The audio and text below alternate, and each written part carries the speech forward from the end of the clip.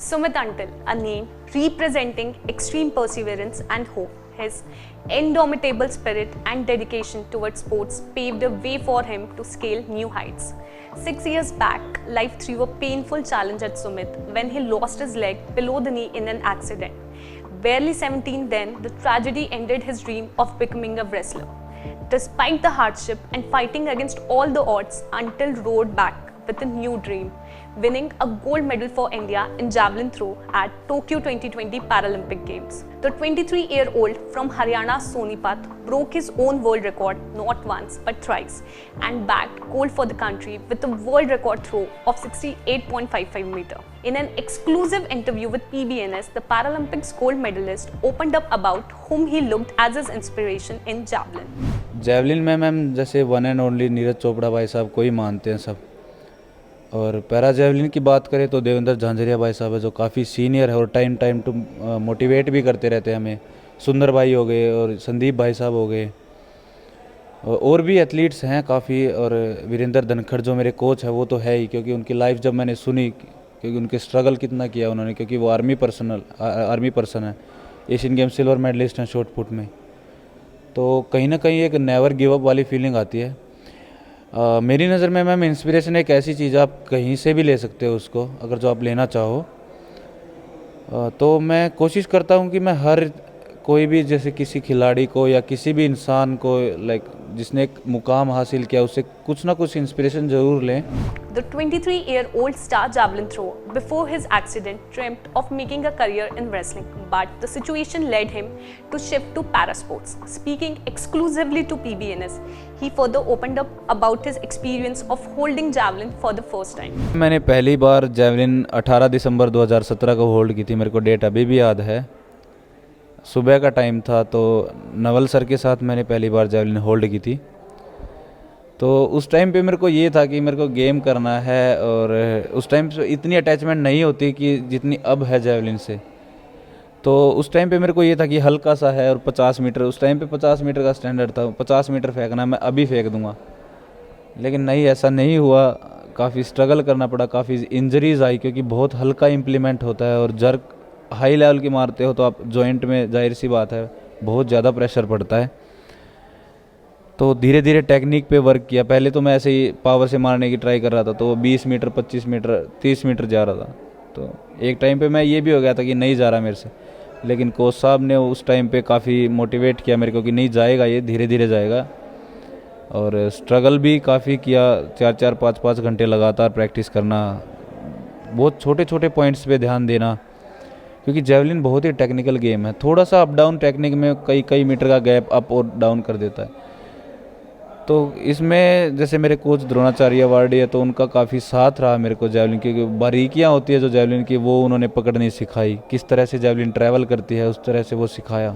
Sumit Until dominated the finals with his throws, reading 66.95 meter, 68.08 meter, 65.27 meter, 66.71 meter and 68.55 meter. I am very happy with my performance, but yes, want to touch 80 meter someday, added Sumit. मैं कोशिश करता रहूँगा कि मैं जितना mark अपना बढ़ा सकूँ लाइफ में उतना बढ़ाऊँ। बात करें पैरा के स्टैंडर्ड की तो काफ़ी हाई हो गया है पहले के मुकाबले। बात करें तो 56 मीटर पे 2016 का गोल्ड गया था, और अब की बार 68, लगभग 12 से 13 मीटर का फ़र्क है। तो काफ़ी ज़्यादा हो जाता है 12 से 13 मीटर का फ़र्क। तो मैं कोशिश करूँगा कि इस मार्क को एक ऐसा बेंच मार्क सेट करके जाऊँ कि लोग पैरा को भी उसी रिस्पेक्ट की नज़र से देखें। हालांकि पब्लिक ने अब की बार पैरालंपिक्स को काफ़ी हद से ज़्यादा सपोर्ट किया है।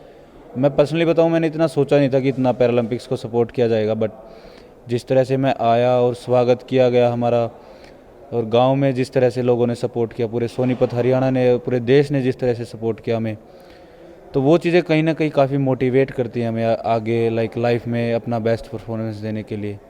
और अगर जो पर्सनल एक मीटर्स की बात करूँ मैं टच करना चाहूँगा लाइफ में कभी 80 मीटर मार्क का।